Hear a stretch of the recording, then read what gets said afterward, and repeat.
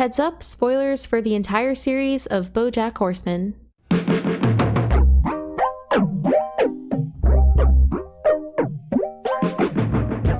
In recent years, a recurring theme in film and TV has been the idea of atonement versus forgiveness. It's the idea that working toward making amends and earning forgiveness are two different things. When shows touch on this, it's usually through their villains, and how they've made so many horrible mistakes that there's no ethical way for the writers to squeeze in a quick "I forgive you" without it feeling like a cheap attempt at closure. But BoJack isn't the villain, at least not in the typical sense. He's the titular protagonist, and his story focuses on him and his friends and their sometimes goofy, sometimes troubling antics. The only thing separating BoJack from being the truest form of a villain is that he eventually recognizes his flaws and wants to change. Do you think it's too late for me? What? I mean, am I just doomed to be the person that I am? The person in that book? It's a big risk for a show, let alone an animated show, to take. This is a world meant to be goofy yet insightful, where this depressed, middle-aged horse consistently fucks up and hurts those around him. We're meant to watch this as a criticism, but there is one glaring problem, one I like to call the Hunger Games predicament.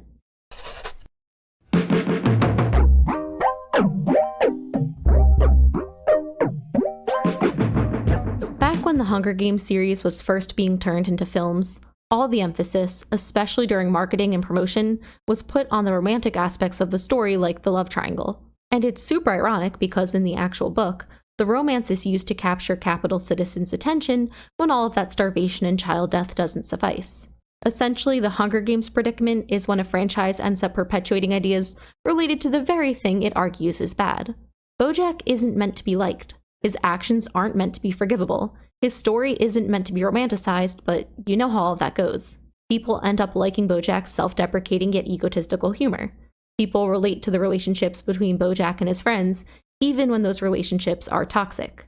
Very few viewers think BoJack's actions are objectively fine, but when you get to know the person, or the horse, behind these actions, they become a little easier to write off. Again, characters written like BoJack are typically villains of sorts, even if they end up earning redemption. When a character like BoJack is in every episode, making jokes and having heartfelt moments, it doesn't matter if the show says, "Wow, BoJack really needs to work on himself." His character's behavior will likely end up normalized or even romanticized. Sure, that's not the intention, but it's always been a clear possibility. And when the show itself acknowledges this in Season 5 through the character Filbert normalizing bad behavior and casual sexism, it feels like they realized the issue behind BoJack Horseman as a show, but also realized that there was no way to write BoJack's character moving forward that could undo this. I made him more vulnerable, and that made him more likable, which makes for a better TV show, but if Filbert is just a way to help dumb assholes rationalize their own awful behavior, well, I'm sorry, but we can't put this out there. It's out there. It makes you wonder if the onus falls to the viewer or production, and it's very possible it's both. Either way, BoJack's character, impact aside, is meant to criticize certain behaviors.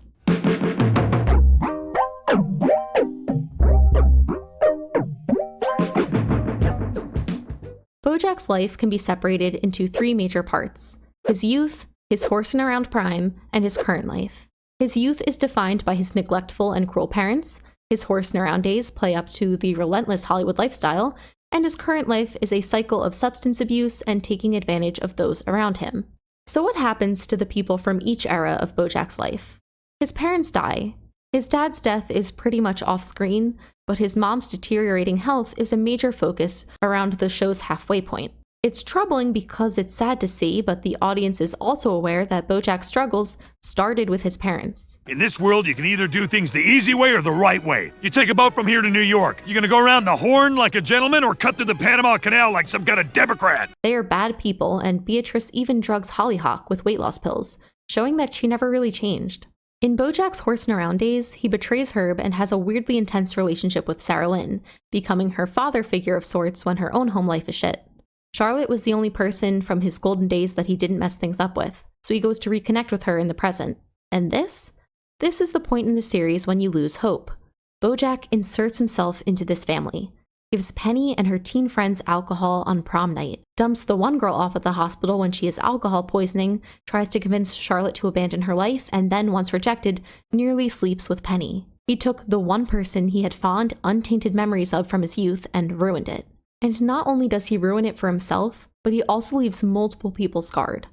Wasn't the alcohol's fault, or Maddie's fault, or my fault. It was just some shitty dude, you know? Who is he? There was no way for BoJack to earn forgiveness after this. The best thing he could do was leave their lives forever, and he was still too selfish to do that. His current friend lineup seems more desensitized by Hollywood. I know it's fucked up, but it's why they can stand to be around him for that many seasons. Their standards are lower, and they expect him to do these bad things, even if they want him to do better. Mr. Peanut Butter is an interesting character because he seems like a really good person on the outside, but his incessant forgiveness of BoJack makes the audience wonder, does never holding BoJack accountable make Mr. Peanut Butter somewhat compliant? I can't believe I'm talking about the accountability of someone named Mr. Peanut Butter. It's not that he never argues with BoJack, but when he does, it's usually because BoJack's actions affected him personally. By the series' end, he's the only person that makes it clear he wants to stay in BoJack's life. I sentence you to life, filled with my friendship! He doesn't hold grudges, which is why this dynamic requires no forgiveness. Then we have Diane, who is introduced as Mr. Peanut Butter's girlfriend turned wife and the original BoJack girl crush. Let's face it, being a woman of color hanging around BoJack can't be super fun, but Diane finds something troubled and deep inside of BoJack that she's pulled in by. I can fix him. And they become toxic besties who call each other out on their shit. It's by far one of the most interesting dynamics in the show, so the series ends with them having one last mundane conversation. But it's a nice night, huh? Yeah. This is nice. Diane may love BoJack dearly as a friend, but she also places more emphasis on the objective morality of situations than, say, Mr. Peanut Butter. That's why she can appreciate BoJack's self-improvement and be thankful for his support, but still want him out of her life moving forward. BoJack constantly mentions that Diane is the only one who sees the true him, but he needed to answer for his mistakes, and Diane cutting him out of her life in this weird, peaceful way makes sense for both of them in order to move on. Todd has always been the person BoJack gave the most shit to, because Todd hasn't been spat on by Hollywood yet. While the older characters roll their eyes at BoJack, Todd genuinely thought BoJack could be better. In my opinion, the most crucial scene in this entire show was the ending scene of Season 3's It's You. It's not the alcohol, or the drugs, or any of the shitty things that happened to you in your career, or when you were a kid. It's you. All right? It's you. Todd never completely forgives BoJack, kind of like Diane, but Todd does support BoJack's growth. That's why when the old news of Penny and Sarah Lynn resurfaces and BoJack panics, Todd doesn't even bother calming him. He just says, "Call me when the new BoJack comes back." That's why when he brings him out of the wedding to watch the fireworks and he gets to say the line that spurs the final episode's name, "It was nice while it lasted," it feels like the show is saying that nothing will ever be the same again. Oh, well, it was nice while it lasted, right? Sure. It was nice while it lasted. BoJack ruined his chances of maintaining his old friends and lifestyle, but Todd doesn't think that their time together meant nothing. With Princess Carolyn, we run into the same issue of her burdening way too much for BoJack, but during most seasons, she sees BoJack as a challenge.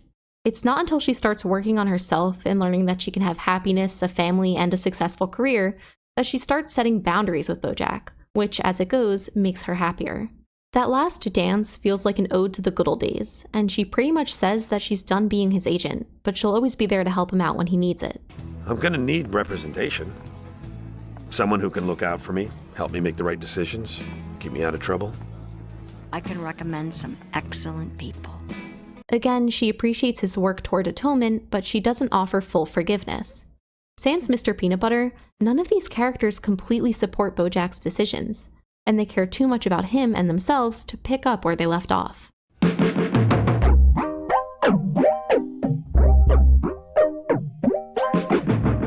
Before his final spiral, BoJack had been doing better.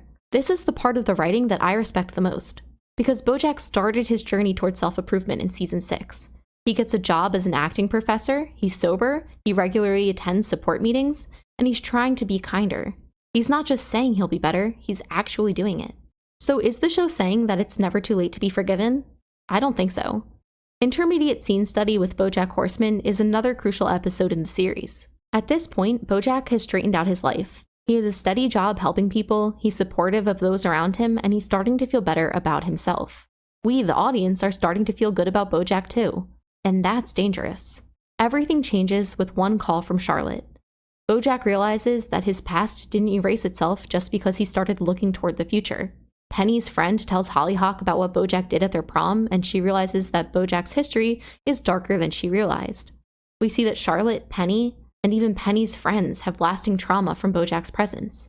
Gina can't focus on set because she keeps having flashbacks of BoJack choking her, and because she wants to be known as more than a victim, she doesn't tell anyone and her opportunities become limited. And she has PTSD. She can be a little difficult. What do you mean? I don't know what happened. I worked with her a couple of years ago. She was great, but, And how can we forget Sarah Lynn? It was already beyond shitty that BoJack invited her on a bender when she was sober for so long. But beyond a doubt, the shittiest thing he ever did was wait those 17 minutes to call an ambulance. She died at the hospital, meaning his obsession with not being held accountable could very well have killed her. These aren't those typical whoopsies of an average protagonist. BoJack did awful things. So why should he be allowed to live the rest of his life in peace when everyone he's hurt in the past is either dead or still suffering? BoJack being quote-unquote caught for all of his misdeeds after having already started his journey of self-improvement answers another question. Can it be too late to change? And that answer is no. It's never too late to change, but it can absolutely be too late to right your wrongs. The last time I saw you, you said you still believed I could be a better person. Do you still believe that? I do. This show, however, tries to replicate actual Hollywood, which is why, after all these accusations, after all the proof, and after the truth about BoJack surfaces, nothing happens really.